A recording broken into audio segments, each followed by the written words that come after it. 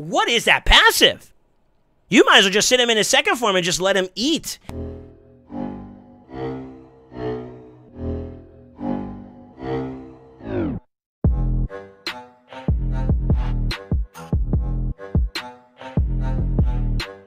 Good morning, good afternoon, good evening, wherever you guys are at. It's SoulSaint here, and we got an update for 8.4 coming soon to the table for Raid. And I've heard about some of the updates that are going to be grabbing in there. We're going to read through this the entirety of it and give our 2 thoughts, 2 pennies on what's going to be coming up. I actually didn't expect some of the artifacts rebalances to come up, but there's also going to be some champions that are old and new that are getting updated, and I wanted to kind of break them down. So with that being said, let's go ahead and get into it. Update 8.4 is coming. Along with there's going to be some balances, some changes that are interesting for all, apart from a Manaya and Queen Ava, who's going to be receiving some buffs. They're also going to be adjusting live arena artifact sets. They said adjust, not buff. How they work? They're going to become a 2-piece set, along with some minor changes to the bonuses they grant. On top of that, they're going to be introducing some new champions, as well as information that may be useful for us. So let's see what they got. Artifact balance. So before it was a 4-piece set with speed, that also had a random chance to reduce the cooldown. So it's like reflex mixed with a little bit of a speed, right? It's like basically those 2 bonuses slapped together. Now it's going to be a 2-piece set, but it has the speed 12, that's good, with a 12% chance to reduce a random skill by 1 turn. That's not bad. That's not bad. I think a 2-piece set could be a lot more realistic in terms of usage too as well, depending on who you are working around with there. We'll have to take a look at that. Actually, before we go any further, what does speed bonus give you? Is it like the same, or is it a little bit different? I think it's like let me see here. I'm actually going to have to pull up. I'm doing Ice Golem tournament right now as we're running it through, but I believe that like set bonuses wise, doesn't speed give you like a little bit more than that? So you can get that along with those skill reduction and cooldown at a 12%. It's a little bit low, but it's still a chance nevertheless that you can add as like a complementary set to a variety of different champions. So I actually don't mind this. It's not too bad. It's not too bad. Let's see what Zeal has to play. So before it was a 4-piece set that had crit damage, 7.5% increase in damage for every 25% HP this champion has, to now being a 2-set bonus with crit damage and 3% damage for every 25%. So that's what? 3, 6, 9, 12% at cap. That's not bad either. I think a standard speed set is roughly going to be comparable to like the Impulse, and I think that also like a Zeal set with crit damage, that's going to supersede like your crit damage builds, like for actual sets from Fire Knight. This is just going to be a direct upgrade. Also, I would say that like Killstroke was the speed version of that set. That would be like a different like focus. If you're looking to get more damage, you probably go Zeal, and then if you're looking for like a little bit more stat bloat in terms of like this direction of speed, maybe you go Killstroke, right? Which is a very hard set to get anyways, as it is. So that's not bad. I actually think this is a W for both sets, depending on what you have available to bring to the table. What would I need a skill reset for? So if you are trying to go a certain speed in terms of maybe HYDRA content, there's a lot of champions that are really good with reflex. This could be a complementary set that could be added in addition to that. So that could be value there. Speed bonus type champions that also would benefit from like resettable ability. So like one-offs, resetters like Yumiko could be really good to get that chance proc. Royal Guard, Husk, to name a few, where you really only care about that one ability, which is like the A2 for Husk, for example, where it's the enemy max HP. You can get some value there. That's actually not bad across the board. I mean, just, although it is a little bit of a low chance, I mean, we don't scoff at like 10%, for example, like Revenge Accessories proc, or like Counterattack Masteries. They do proc pretty decently, and they are of a similar percentage chance rate. So I do think that Impulse is definitely on the thing to keep a lookout for. Zeal, depending on how much the value of like an extra increase in damage output would be, I think something that could be kind of comparable to this that would be eye-opening for players would be like Heaven Cast in certain environments. If you think about it, like Heaven Cast gives you per buff, and that percentage is kind of comparable to what Zeal would bring to the table. Although, like, for every 25% HP this champion has, the likelihood of that being consistent is definitely a lot higher, especially if your damage intake is low. So that actually is not bad. Not bad at all. I like both of these sets in the direction they're going in with them, and I think that this being a complementary set in comparison to something like Savage, or like that Reflex we were talking about, or insert protection, or insert various different variables here, this could be an alternative approach to like build compositions. That's actually really good. I like it. I like it. I like it. All right, so I didn't really break this down too much. I think we talked about it once before, but Manaya is getting a little bit of a rebalance here on her abilities. So like there's no cap on her heal for the HP. It's actually just a static 30% now of Manaya's HP. having a chance to place 100% heal reduction and a leech on all enemies. They cannot be resisted if Cornar's in play, so giving more value to like the couple aspect is a W. Although I don't know if it's enough to give her like viability in comps, but it's still a healthy direction of like a buff in a sense. Also, she places a block debuff on all allies instead of now just on one target. Yeah, for 2 turns. So now it's an all aspect instead of it being a single target champion, I believe. It's not conditional to increase defense anymore, which is also a W too as well. If a champion's fully healed, it also places a shield buff on them equal to 2 turns of this champion's HP. I think that's pretty much the exact same. The only difference is that like now block debuff goes across the board and it's not conditional, so that's a W. And then of course, instead of it being a revive with fills the turn meter of all allies by 20%, when this champion is killed, it heals them too as well. And then it revives her with Corna, which is still static. So basically, you get a heal on top of that. So extra healing across the board is pretty much the name of the game for Manaya. Don't think it's enough, but it's something to kind of keep in mind whenever you're looking for more heal-centric type champions. Queen Ava, on the other hand, though, is going to have something of a value. Her A2 is the thing that I remember reading the most that's kind of nasty. But we'll break it down. Her A1, which is a heal reduction, 50% chance, and now gets buffed up to a 70% chance. With a block buff debuff for 2 turns, has a 15% extra chance to inflicting a critical hit, which is now across the board for all of her abilities, which means that you don't have to build up her, you don't have to crit cap her in terms of her build because she's automatically, you can go to 85%, and then with that 15% she gets across her ability, she'll always crit, right? So that's a nice little design bonus in terms of like build pathing that you don't have to worry about as much. But the big kicker is going to be that ignore 50% of the target's defense. That's huge. That's very comparable to like Seekfront's. Now, Seekfront brings a little bit more to the table than just that damage output, but it is noteworthy that that damage is really, really good. The multiplier is also going to be increased, so sure, her damage is going to be, you know, exponentially higher, as well as that 50% chance that's going to be across the board now to crit. It's now static. And then, of course, her energy drain is going to be a damage multiplier, both on the base form as well as when it's ascended. So more damage output is what we're looking for. Now, this is going to be kind of cool. I love the way that the portrait is designed already, and his name is called the Calamitous. That is such a dope name, first off. And I'm wondering where we're going to be able to acquire or be able to use this champion at. It is going to be a mythical spirit champion, undead. So this is our undead mythic. I'm kind of scared. This is the last faction that's getting a mythical. Their first mythical, so that's really, really interesting. All right, here we go. His A1 in base form is going to be attack one enemy 2 times. Each hit restores this champion's destroyed maximum HP equal to the damage inflicted. Each hit also heals this champion by 30% of the damage inflicted. Grants an extra turn if this attack kills an enemy. That's nuts. That's nuts. Depending on the multiplier, which he also has a scaling one in terms of the book, that could be a very, very formidable ability. Not only is he sustaining himself, restoring maximum HP, but he also has a chance to, or not even a chance, it grants an extra turn if you kill somebody. So even through lockout and whatnot, that could be very, very interesting. Reaping Cool, by the way. That's a dope name. This guy looks cool. His A2, Hordes of Calamity, it attacks one enemy 4 times. Each hit will ignore 10% of the target's defense. That's a lot. The first hit places a block buff debuff for 2 turns. The second hit places a decreased defense. The third place places a full weaken. And then the fourth hit places a decreased speed debuff for 2 turns. That's a lot of debuffs. And to be honest with you guys, I'll say it like this. It's bookable up to 20% damage. Also has an ignore resistance factor, so it doesn't require too much accuracy in comparison to other abilities, right? That don't have that ignore resistance factor. One concern is that since it hits one enemy, you have a chance to proc poly here. I think it only has 1 iteration pass through per the ability. It's not going to be per debuff anymore, right? So 1 chance to proc it.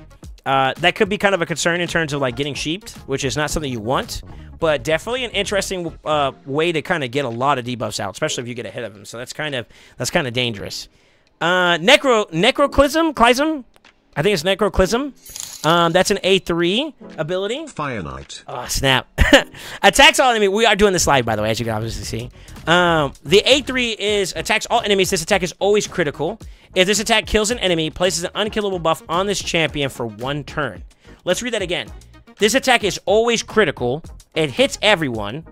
And then if this attack kills someone, it automatically places an unkillable buff on him for 1 turn. If it kills 2 or more enemies, it does it for 2 turns instead. And not only is it on a 5-turn cooldown, it's bookable down to a 4-turn cooldown. And increase in damage by 20%. 20% is a lot. Then you can metamorph, and then he has a passive. Heals his champion by 50% of their maximum HP at the start of their turn. What? So no matter what, there's just 50% straight up he's going to get back. It's going to be very difficult to kill his champion if he's built tankily. But I think you want to play into the damage side of him. I think that this champion is designed to be a hitter, is the way I'm interpreting his kit. And then you have some form of survivability along tandem with that. So the A2 is going to be a bit of a hitter. It's a 10% per hit. So the amount of ignore percent defense isn't that high. But if the multipliers are definitely on the better base, and we don't know what his base stats are either. So those two components are going to be a very big indicator on whether or not he's going to be able to pack a punch. But ignoring 10% means that this is a damage-dealing designed ability, right? And then if you can clean it up on top of that with an A3, that either wipes the board, or maybe you set up with that right off the rip because that also has a pretty decent multiplier, then you automatically grant yourself outside of people who can either remove the unkillable or go through it. Think about Rotos, for example. He has Spear to finish, so Rotos would be a good matchup into him. This champion will be hard to kill because he'll have the unkillable buff on top of that, right? So something to keep in mind. Not a bad start off the bat. His aura is going to be increased ally attack in all battles by 35%. Very, very interesting kit. A solid base form. I don't know if it's going to stack up enough, but it does have a very, very interesting approach. I think the fact that this is a multi-hitter is very valuable in a lot of environments and a lot of scenarios, so that's kind of cool. It is a single target hit, so you're looking to blast one person out of the water with that ability is what I'm going to assume. And it gets worse as you get further into each hit, so that's going to be an interesting thing to play into or to play with, depending on if you can get the champion. Base attack too, or increasing ally attack in all battles by 35% with an aura is actually really, really good too. That's on the higher side, I believe, too, as well. Let's see what its alternate form is. So it's doubling down in the attack. Most of the mythics I have seen so far, when they flip into another form, it's a totally different type, like champion type, which means that the scaling is different, or there's some kind, the way they kind of connect the two champion forms is that they have like a scaling factor. Like think about Aphidus, for example. He's one champion type in one form, and then he's a different champion type in another form, but the passive on the second form scales very well based off of the base form's attack modifier type, you know? So, or modifiers based off of the way that they're scaling. So there's a way that it kind of plays, but this one is just straight attack and attack. So I'm very curious to see how this plays out. A1, Fell Scythe. Attacks one enemy. After attacking, transfers all debuffs from this champion to the target. If the target is under a Hex debuff before the attack, transfers all debuffs from this champion to the target before attacking instead. So, he hits, transfers. If it already has Hex, then it transfers, then hits. Which means that there's potential for extra damage scaling here. Bookable to a point where you have the extra damage, but also the ignore resistance factor. So transferring the debuffs themselves also is going to play an accuracy versus resistance modifier as a byproduct of that. That's the indicator right there. The fact that it has an ignore resistance factor is going to be a key indicator for that. His A2, Final Testament. Attacks all enemies. Before attacking, removes all debuffs from this champion. So really good way to cleanse himself. Damage increases by 10% for each debuff on each target. Yo, Sweet Tooth. Okay. We'll get back to that in a little bit. Let's see here. Damage increases by 10% for each debuff on each target. We'll ignore 20% of each target's defense if they are under a Hex. Wow. So not only are you scaling up based off of the amount of debuffs you acquire, you ignore 20% of the target's defense if they are under a Hex. So I'm assuming he's going to be able to place Hex on his next ability. Yep. That's what it looks like. I have a bit of a concern, but we're gonna get through the kit first, and then we'll talk about how I feel about that Final Testament. Interesting ability, but not. It depends on how the scenario goes, and that scenario is not very likely to occur in today's climate, and I'll explain that later. His A3, Termination, attacks all enemies before attacking, places a Hex debuff and a 60% decreased defense debuff for 2 turns. It will ignore Life Barrier, Poison Cloud, and Ally Protection. You know what those two abilities are, right? Primarily, that is HYDRA. HYDRA champion. Okay. I'm down. I'm down. He has a lot of viability in terms of that as a Hex champion straight up. Interesting. Okay. So, attacks all allies. Before attacking, he places a Hex debuff and a decreased defense. So, in one go, who does something comparable to that? I think that's very similar to... I think there's a Force champion called Marinix in the Dark Elf. I think does something similar to that with her abilities, where she puts a decreased defense and a Hex. I'm not sure. I could be wrong. It could be Leech also in there. I'm not sure. I'll have to double check that. We'll let this run finish up an Ice Golem, and then we'll take a look at that ability there, and we'll go from there. So, Life Barrier and Poison Cloud, though, ignoring that straight up and guaranteeing the Hex is very, very strong.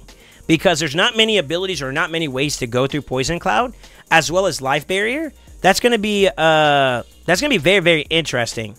Ally Protection is also interesting, too. And if we're talking about, like, HYDRA, for example, I think it's Suffering that applies Ally Protection to the other heads that are up at that point in time. So, very interesting approach. Very, very interesting approach. I like it, but I think that that's a very niche approach to it. And I think, depending on where you're at, that could be very good. If this was an attack all allies, I think this would be a very strong HYDRA champion. I think as of right now, I kind of list him as a very good. So not top tier, but not bad either. Being Spirit Affinity also means that he's prone to weak hits depending on who he's targeting. So that's something to keep in mind. But let's keep it going. Let's keep it going. So we know Metamorphic just basically transfers him back to his other form. His passive, though, is Banquet of Death. Fully heals his champion every single time they kill an enemy under Hex debuff. Okay, really good sustain. Also increases his champion by 10%. It just champions attack by 10% for each enemy under Hex. That is huge. Depending on the environment, at a minimum, you're looking at 40% increase.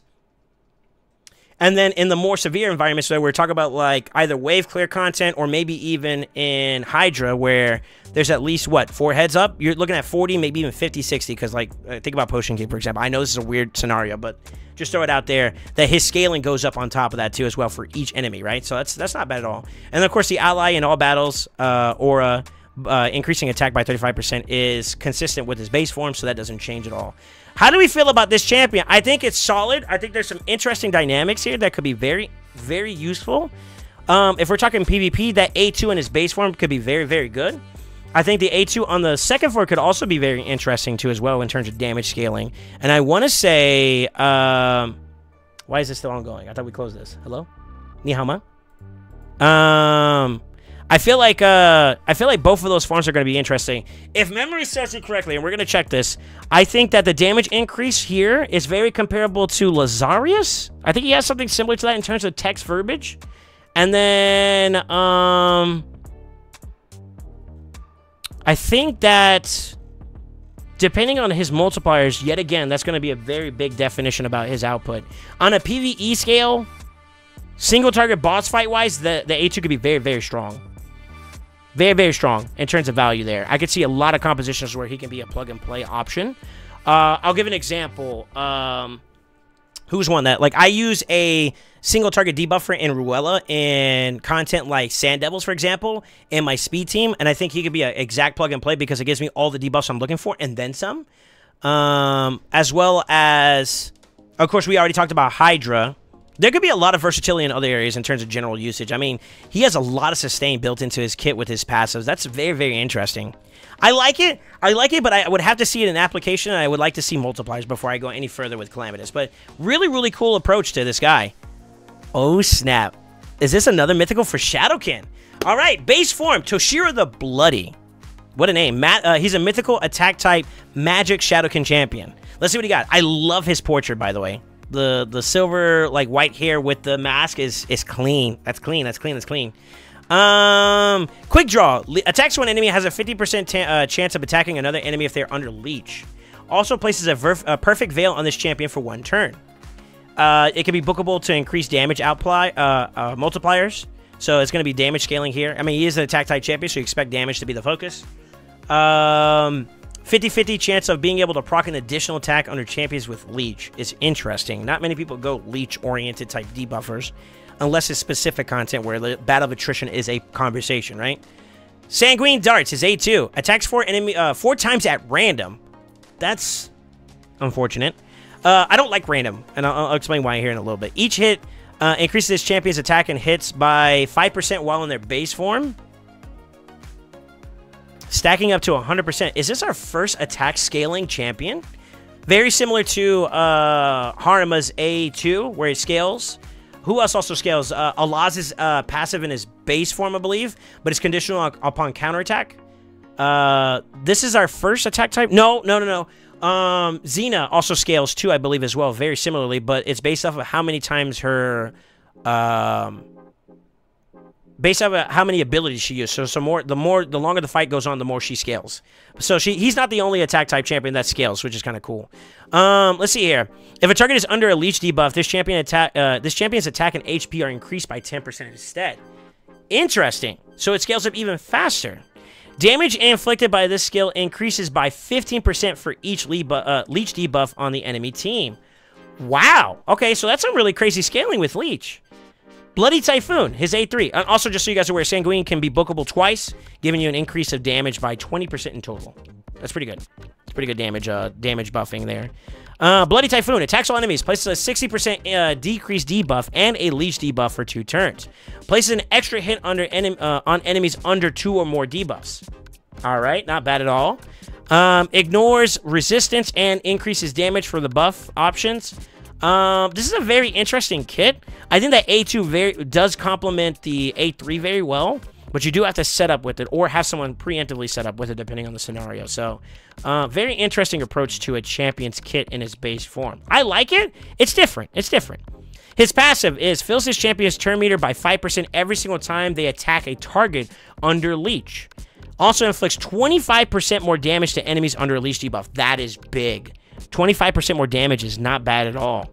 And then, of course, he has an aura that increases all allies' HP by 35%. Not bad. Not bad at all. So the conditionals are a little unfortunate. The more conditional an ability's advantage is based off of, the less valuable they are in an environment. Also, I will say that although decreased defense is universally good everywhere, Leech is really more so a ability or debuff that's very place or vital for areas that are battle of attrition centric, and PvP meta doesn't allow for it. And I think that like the more debuffs that you're applying to everyone, the more likely you are to be susceptible to like sheep and polymorph, which is kind of not good. So there's a negative there, especially since he places on all enemies, which means that every iteration of poly has a chance to proc and sheep them. Does sort of suck in terms of PvP meta, but if we're going to talk PvE, this is also a very Hydra-centric type kit. Useful everywhere else, don't get me wrong. Like, if we're talking clan boss, there's really good scaling here, especially when you're going the distance. If we're talking Hydra, another battle of attrition where you're going to see a lot of value out of having decreased defense and leech for sustain and damage output. Very good utility champion that can be plugged and play with some alternative options that could be devised in a composition. Very, very strong champion in terms of that output. General AoE or general damage, like wave clear content, decreased defense is very valuable, so good there. Yeah, not bad, not bad. Solid, but not anything to like scream home about. I think so far, I think this champion kind of has a little bit going for it in the event that it has like really good scaling. So his output might be pretty strong. So that's something to keep in mind. Something to keep in mind. Let's see his second form. His alternate form, he's an HP champion. We don't know about Nuker, but he's an HP champion, which kind of screams to this aura, by the way. Attacks all enemies on his A1. I think that's EI or a lie cut. I'm not exactly sure if that's an I or an A. Attacks all enemies has a 50% chance of increasing the duration of all enemy debuffs by 1 turn. Huge. We like, especially in Battle of Attrition when you got like a lot of debuffs out, like in Hydra, for example, this is very valuable because it helps with uptime on consistency with debuffs. Very valuable, very valuable. And then it's an attack all enemy hitter, good for Hydra.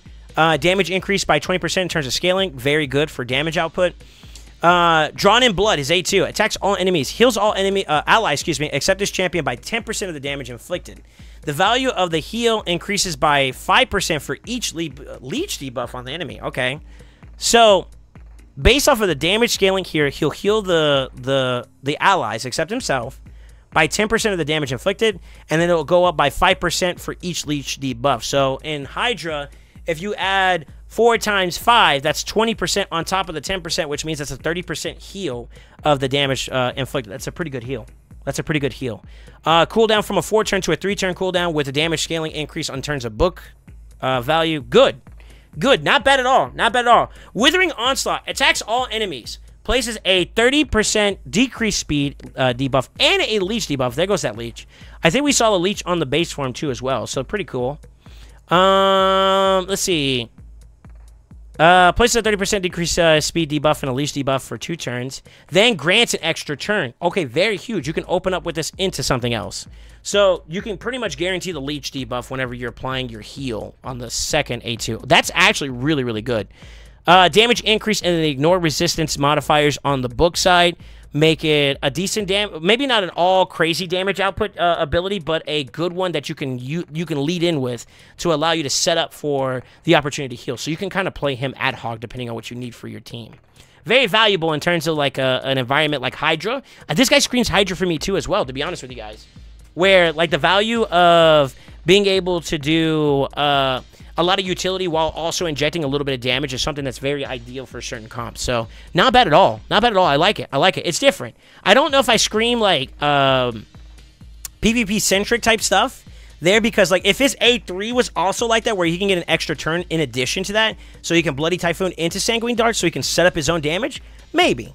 But I think that, like, because of that not being the case, I think PvP-wise is a little bit unorthodox.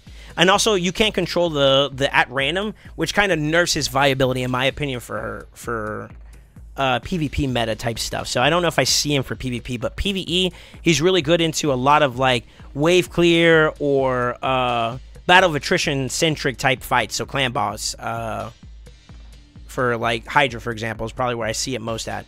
And then, of course, let's check his passive out before we go any further.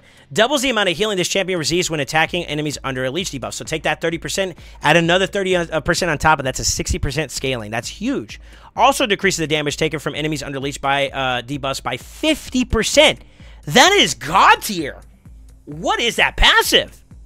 You might as well just sit him in his second form and just let him eat. You set up A3, A2, and then just let him hit A1 so you can keep the uptime on that nonstop, and automatically you're just negating the total amount of damage someone receives by 50%? What?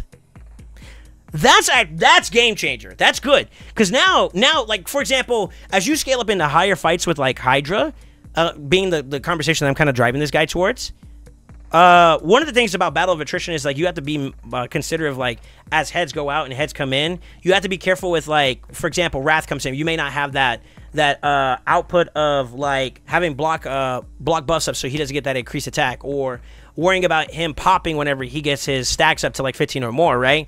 By having that leech automatically applied to him, which you can technically keep the duration of whenever you do apply it, it basically automatically just means that you just take 50% less damage of whatever the bosses were going to provide. This is a very, very strong champion for something like HYDRA. I would say there's a lot of viability. Decreased speed is very valuable in HYDRA, in my opinion. It's actually one of the more sought-after abilities, in my opinion, for that type of content, which is something we're going to talk about with the next champion that we're going to be discussing. A very, very good champion in terms of value there, and I like it. I like it a lot. This is going to be a really cool champion. I like the way that this looks. I really do. I think that as we go further into exploring the mythics, and depending on like how their multipliers are and whatnot, there could be some really strong viability here. I like it. I like it. All right, Estrid, I didn't do a video on this one. I was gonna actually do a schedule video, but I'll just do the schedule, like how to prepare for the fusion and you know, what to kind of like double down on and triple down on, and what to look for in terms of like viable options to make your experience in this fragment fusion coming up for Estrid a little bit easier. We'll just do that on the side. I'll just go and break down her kit now, and I will say this because I'm already aware of her kit. This is the Force alternative to your Necmo. If you like Necmo, you'll like Estrid, and here's why. She has an attack A1, attacks one enemy, has a chance of placing a sleep debuff for 1 turn. Not really viable for HYDRA content, maybe for control options in other areas of the game where sleep is valuable. Something to keep in mind. If the target is under a decreased speed or weakened debuff placed by this champion, has a 75% chance of placing a sleep debuff instead, which can be booked up to 100% or 75% respectively. And then she has damage increases as a part of her book situation. Really, really cool way to kind of place some utility of control. Not really where I would say her kit's value is at. It's going to be in the next 2 abilities. Her A2, Burst of Spring. It attacks all enemies, has a 75% chance of placing a 30% decreased speed and a 25% weakened debuff for 2 turns. Also decreases the turn meter of all enemies by 15%. And it can be booked to a 3-turn cooldown with a 100% chance of landing it. So, with that being said, in terms of PvP, the decreased turn meter is valuable.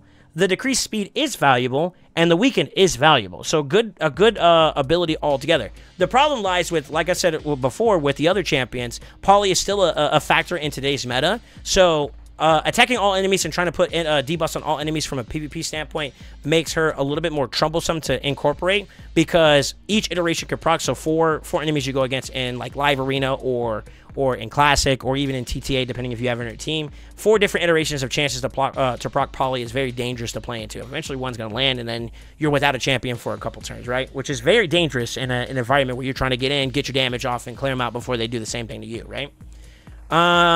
However, in PvE, this is great everywhere. Decreased speed, weaken, which is a good setup for your damage dealers. Turn meter reduction to give yourself more time to get your damage dealers in, especially early game. This could be very, very good to kind of give your team the chance to go to it, which will be complemented with the booster, the exact inverse of this, on the flip side, which we're going to talk about now. Blessed Dream Song, which is our A3, comes with an increased speed debuff, or excuse me, buff on, and an increased attack buff on all allies for 3 turns. Keynote 3 turns, so it's got good reset value, pretty much almost 100% uptime, which is something that I think even Necmo doesn't do.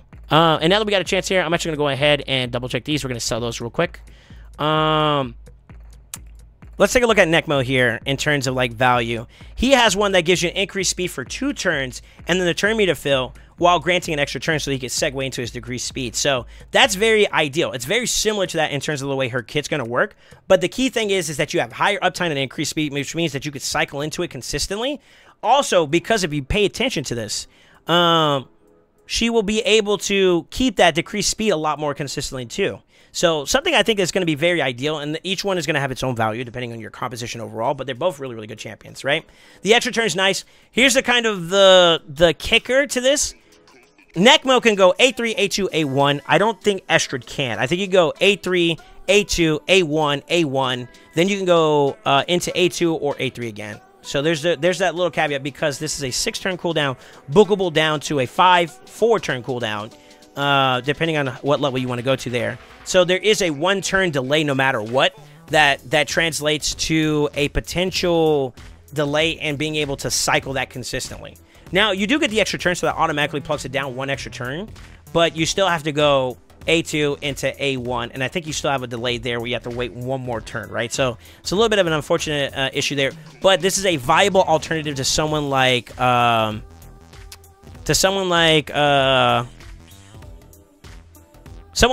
who is good in his own rights, but she gives a different approach to it. So you still get the increased speed, decreased speed, but where the value is where you're a little bit more offensive with buffing your team, so supporting on the buffing side, but also giving more damage output from a weakened side.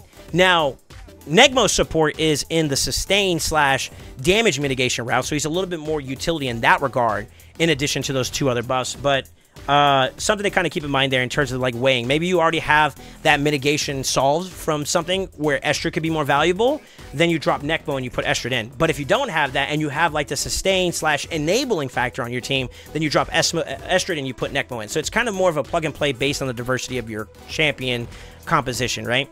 Now, the other thing though, in terms of sustain, where she might edge ahead of Necmo, is that she also provides healing with her passive. Life Bloom. Whenever this champion or ally has their turn meter increase, heals all allies based on their max HP. The percentage value of the heal is equal to half of the turn meter increase. So, for example, she does 15%, half of that will get turned into heals for the team. If you're using someone like Arbiter in tandem with her, just as an example, she'll boost 30%, I believe, with her turn meter, right? Which means that 15% of that's going to get converted into heals by Estrid. And that's applicable to various different compositions of champions. I mean, think about Podrak, who just recently came into release, champions that boost in some other capacity. Think about Necmo. Maybe you plug them both together. That could be really crazy, but, you know, just an example of something that could be really cool. Now, here's where she can kind of get some viability also as a champion for Arena, and that's because of her aura, right? Being able to have a speed lead champion means that you may be able to go the battle of speed, and you may be able to plug and play ahead with someone like her, which could be very valuable, but you have to be very careful with this because the rest of her kit is very susceptible. So I definitely see her as a HYDRA champion more than anything else, or a general usage type champion first and foremost, but she's not a bad nod in general to either or, you know? Maybe if you're in the earlier stages of progression, early game, mid game, maybe even some stages of like progressing towards late game, although I think that's where you start seeing Polly a lot more, you may not see as much of a blessing factor in some of the comps you're going against. So being able to plug and play her as your speed boosting champion right off the rip, maybe you don't have Arbiter yet. This could be an example of someone you can plug and play to get the ball going, right? So not a bad grab here. I think it's worth getting early, mid-game, definitely. Late game to end-game, I think it depends on what your champion pool looks like, if you have the necessity for it. I, myself, personally, do like Necmo. I don't have a copy of Necmo, so I could see a lot of case usage of her being viable as an alternative approach to that, maybe for a Team 2 option. And also maybe as an outlet for not only boosting and decreasing, you know, that utility aspect in her A3, A2, but maybe I need some more sustain to kind of keep me going. And that heal could be very valuable for your composition to kind of keep that battle of attrition going. So something to keep in mind. I think Estra's dope. I think she's not a bad champion at all, but just something important to keep in mind. Now, with that being said, I think we're getting closer towards the tail end. We got a couple more champions here that we're going to talk about, and then we're going to go ahead and close up shop. Falmund Moorsword is a legendary magic champion, attack type for the faction of the Sacred Order. His A1 is called Moorsword, kind of very reminiscent of his last name. Attacks one enemy, heals this champion by 50%, excuse me, of the damage inflicted. If there's any surplus heal, places a shield buff on this champion for 2 turns equal to the surplus heal. Will attack using the Burning Courage skill instead if the target's from the Corrupted Alliance. So some faction play there. We don't really see that very much anymore, but still kind of interesting. I think Terrace has some. I think Alexander is another champion. Those are different scalings of like viability for sure, but different champions that use some kind of incorporation of a alliance factor or faction factor. Really, really cool. I think this is going to be very, very interesting in Sin City. Maybe also in some specific scenarios. Let's see what the rest of the kit has to offer before we go there. Let's see. He has in Lamaya's name. He attacks all enemies. His damage inflicted by this skill increases by 5% for each buff and debuff on the target. So he hits everyone, and the scaling is going to increase based off of what's on the board, whether it's buffs and debuffs on the target. Will ignore 25% of the targets that have no buffs. So no matter what, you're going to get punished. That is really strong. That's a really good A2. And then his modifiers for both the A1 and the A2, if I didn't say it before, can be booked up for more damage. I think it's 30% for the A2 and 25% for the A1. Now, the A3, and this is where we kind of could confirm this is a Unity champion, so very similar to your Aislinn, and I believe it's Fina or Firna from the Elves. This is the next one in the slot here. Yeah, Fina. This is the next one if they're going from left to right, it looks like. It looks like Barbarian's going to be the next one down the road when they release more champions. But this is going to be the Sacred Order Unity champion, so I'm very curious to see what he brings to the table here. He attacks one enemy with Burning Courage, his A3. Before attacking, removes all buffs from the target. Damage increases by 20% for each buff removed. Interesting. That seems a little counterintuitive to the A2 to a certain degree. Unless you're trying to get that ignore percent right off the rip, which could be really, really cool too. Damage increases for each buff removed though. So that could be where you play in to remove like the strip first and then you go for damage on the A2 after the fact. And if they so happen to cut in and get some buffs along the way, then you're good there too as well. His ally unity bonus is before attacking if he has one extra one person. So this has to be separate from himself. One additional Sacred Order champion. It steals all buffs from the target instead. This effect cannot be resisted, okay? Damage increase by 20% for each buff stolen. So, basically, it guarantees the irresistible approach to it, which means that you don't have to worry about accuracy as a byproduct of the build. If you have allies. If you don't, then you need to worry about, I think, a little bit of the accuracy versus resistance factor. If you have 2 allies, excluding himself, the damage inflicted by the skill increases by 20% for each turn taken by an ally or enemy before this champion's next turn. Resets at the end of this champion's turn. Okay, so it increases for each turn taken by an ally or enemy before this champion's next turn.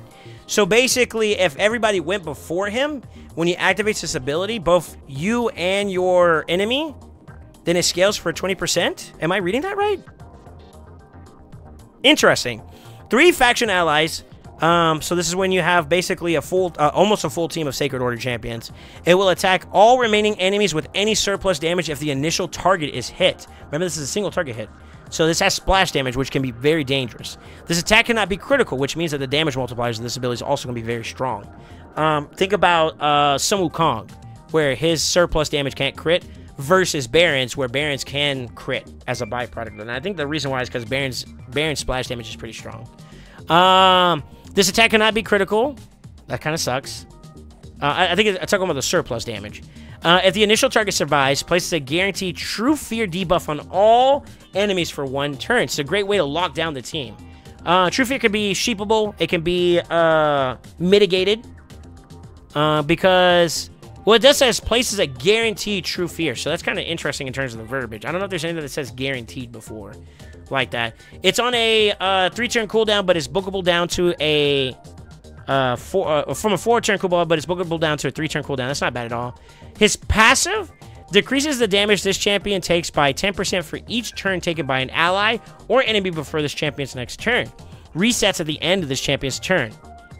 So the more the team's going on before him, so you can kind of build him kind of slow to ramp up into this, or build up your team faster than him to set up for him going into the fight. That could be another way to approach it. Cool, thank you for the follow. His Sacred Unity bonus on top of that with his passive adds a fill an ally's turn meter by 2% whenever they place a buff or a debuff. Okay. Whenever an ally turn meter, whenever they place a buff or a debuff. It also places a revive on death for 1 turn on an ally whenever the HP drops below 50% if there's 2 or more in play. With 3, all allies are immune to cooldown increasing effects. That's kind of nice because that's good against lockout. And yeah, that's just good against lockout, period. Think about Lazarius, Yumiko, Warlord. That's a great deterrent to that. He is Magic Affinity, so that's kind of interesting to keep in mind. But you have to have a full team of Sacred Order in order to basically make that viable, and that's kind of where it gets a little muddy there. With his aura, he increases all allies' attack modifier by 30%. Not modifier, but is it their attack by 30%. With Unity in mind, it also applies to only Sacred Order. Increases ally crit rate in all battles by 15%. So the fact that we're constantly getting a lot of Unity champions released in tandem, like, you know, basically I want to say one a month, kind of makes me think that they're going to do something either with Faction Wars, they're going to add like a hard difficulty to that, or they're going to scale something else in tandem with faction-related champions to a point where the Unity champions are going to be really, really viable.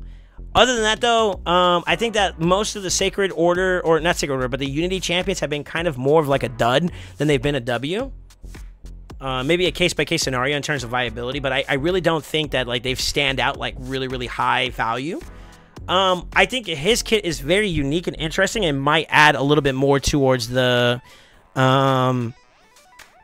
I think he's probably the best amongst the Unity champions so far. I like his kit.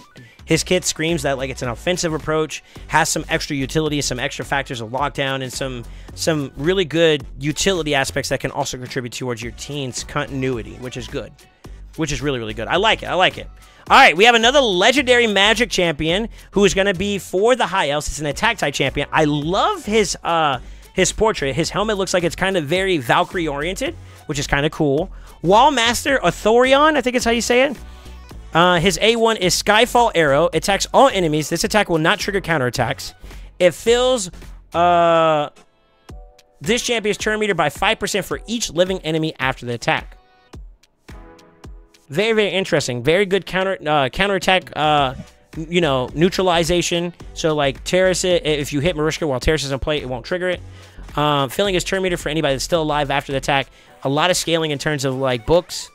Very interesting approach. Okay, cool.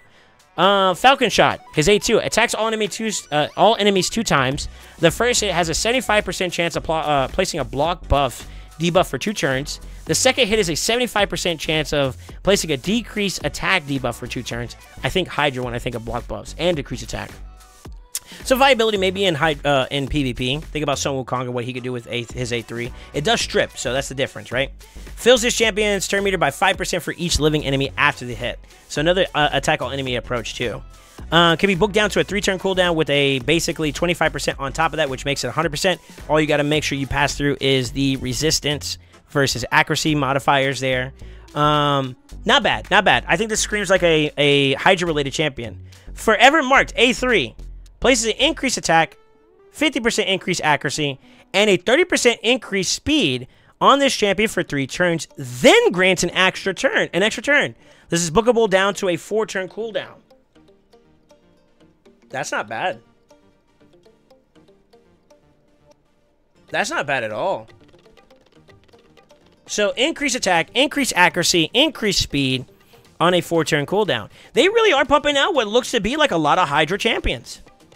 Interesting. Increases the champion's max HP by 20% for each enemy killed or Hydra head decapitated by this champion. This automatically should tell you exactly what this champion is designed for. Stacks up to 50,000 HP. That is huge. Okay, enemy max HP increases. Excuse me. This champion's max HP by 20% for each enemy killed or Hydra head decapitated by this champion, and then it scales up to a total of 50,000 HP. That's not bad at all. Depending on his multipliers go, I wonder why the max HP gets scaled up. Maybe he has some multipliers that scale off of both. The A2 and the A1, depending on how their multipliers are, he's either going to be a really good hitter, but the utility alone is not bad. Block buffs, decrease attack is valuable against Wrath, and against basically every single enemy in Hydra, because like Poison Cloud, Mischief stealing stuff, Wrath getting increased attack and reflex / block debuffs whenever he procs his passive, you know, hitting the 15 stacks. Suffering, Pain Link, that still goes on you if you don't have block debuffs, but he places a reflect or he tries to spread a ally protection across everybody. That neuters all of that, you know? So a lot of viability for block buffs is like one of the staples, one of the core components in a Hydra team, you know? And then, of course, the decreased attack means that the output, whenever Wrath does proc or some other hits come in, you're not really hurting as much because the damage has gotten, you know, basically retracted by a percentage. So that's not bad at all. I honestly think that this entire update is very Hydra-oriented, if we're being honest. Toshiro, Estrid, Falmon, they're all screaming very high viability in Hydra. I think even Calamitous, to some degree, has viability in Hydra. Queen Ava is probably an outlier that could be viable for PvP, and I mean, still maybe your campaign farmer if that's how you use her, or your you know, champion that's designed towards farming masteries, and she may still be relegated towards that depending on what you have on your account, but that A2 could be very valuable. Manaya, I think her buff was in the right direction, but it wasn't enough. I will say this, if players open to feedback, if they reduce the cooldown of Beauty's Allure down to a 3-turn cooldown, she would be a very viable champion for clan boss teams, which would be a really good place for her to exist in, for like speed meta type comps or speed type comps, you know, where you have like a speed tune. Maybe some kind of component that allows her to revive a team member in tandem with like overheal. If she overheals somebody, maybe she could get like a revive. Could have been another thing she could have maybe as an added to the table to give the team a little bit more survivability or a bounce back if you go second or something along those lines. But she may not be enough on her own right now to still justify her. Corner's not meta. Maybe inside a place where shields and block debuffs is valuable. Maybe as a support champion in Hydra, and I feel like that's a low value. Because of what everybody else can provide. Although the leech is nice, that leech could be very, very good in the right scenario. So there could be some viability for her in Hydra, but it still pales in comparison to what you're releasing in tandem with her buff. So I honestly think that like this is a Hydra-focused, a very Hydra-centric set of champions we're going to get. Anyways, I know I've been on a tangent. I know I kind of took me a little bit to kind of get through the grand scheme of things. For those of you guys that are listening into this, I want to thank you guys again for the love and support. We did hit over 1,000 subscribers. I'm going to plan something special for y'all, so look forward to that. And with that being said, let me know. What are you guys going to do? Are you guys interested in these champions? Are you going to go out of your way for them? Are you going to participate in the fragment fusion for Estrid? Please let me know in the comments below. And as always, don't forget to like, comment, subscribe, and always remember, stay ascended.